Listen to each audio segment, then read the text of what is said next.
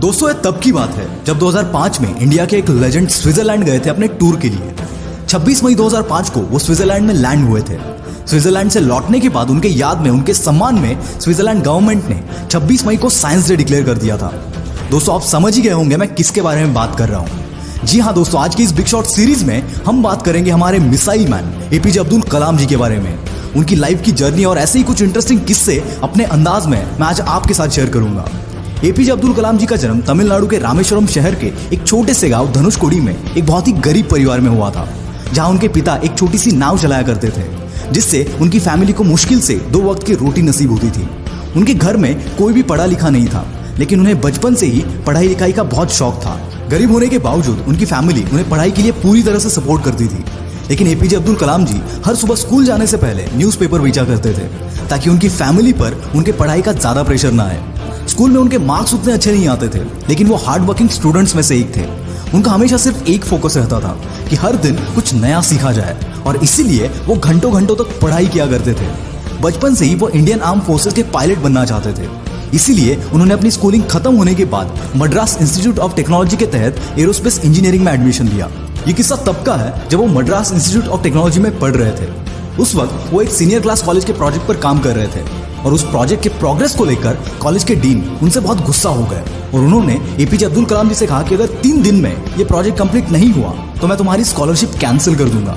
ये बात सुनकर एपीजे बहुत घबरा गए, और उन्होंने दिन रात बैठकर 3 दिन के अंदर उस प्रोजेक्ट को कंप्लीट कर दिया।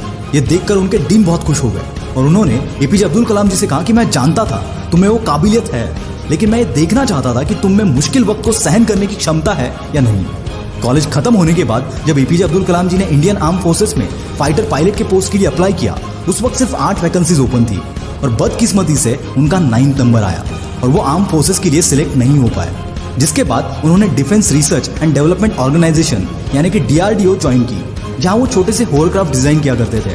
लेकिन वो डीआरडीओ में अपनी जॉब से खुश नहीं थे, क्योंकि उन्हें वहां कुछ नया सीखने नहीं मिल रहा था। तभी उनकी मुलाकात हमारे इसरो के फाउंडर विक्रम साराभाई जी से हुई। उनको एपीजे अब्दुल कलाम जी की मेहनत और हर वक्त कुछ नया सीखने की चाह बहुत पसंद आई, और उसके बाद उनका डीआरडीओ से इसरो में ट्रांसफर हुआ। इसरो में एपीजे अब्दुल कलाम इंडिया के सबसे पहले successful satellite launch SLV-3 Rohini के प्रोजेक्ट डायरेक्टर थे। उसके बाद उन्होंने कई प्रोजेक्ट्स इनिशिएट किए। 1980s में पृथ्वी मिसाइल सक्सेसफुली लॉन्च करने के बाद उन्हें नासा ने जॉब ऑफर करने की कोशिश की, लेकिन उन्होंने उसे ठुकरा दिया। पृथ्वी मिसाइल के सक्सेसफुल लॉन्च के बाद इंडियन कैबिनेट के तहत रिसर्च के लिए 3.88 बिलियन रुपीस के फंड्स अलॉट कर दिए। जिसके बाद एपीजे अब्दुल कलाम जी ने उनकी टीम के साथ मिलकर अग्नि, त्रिशूल, आकाश, नाग जैसे कई बड़े मिसाइल लॉन्च किए। उनके लीडरशिप के अंडर इंडिया को सबसे बड़ी कामयाबी तब मिली जब 1998 में इंडिया ने सीक्रेटली सारे न्यूक्लियर बॉम्ब टेस्ट करके इंडिया को सारी दुनिया के सामने एक न्यूक्लियर पावर घोषित कर दिया। जिसके बाद एपीजे अब्दुल कलाम जी को मिसाइल मैन ऑफ इंडिया के नाम से बुलाया गया। 2002 में एपीजे इंडिया के 11th प्रेसिडेंट बने। अपने प्रेसिडेंशियल टर्म के वक्त जब वो केरला विजिट के लिए गए थे, उस वक्त उन्होंने 2 लोगों को केरला के राजभवन में as a presidential guest invite किया था। वो 2 लोग कोई बड़े सेलिब्रिटी नहीं थे, बल्कि एक चपरासी और एक छोटे से होटल का मालिक था, जिनके साथ उनकी त्रिवेंद्रम में काम करते वक्त दोस्ती हो गई थी।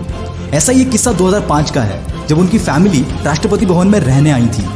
लगभग 10 दिन तक उनकी फैमिली के 52 लोग राष्ट्रपति भवन में थे, और उनके जाने के बाद एपीजे अब्दुल कलाम जी ने 3,52,000 अपनी फैमिली के रहने और खाने का खर्चा सरकार को दिया था।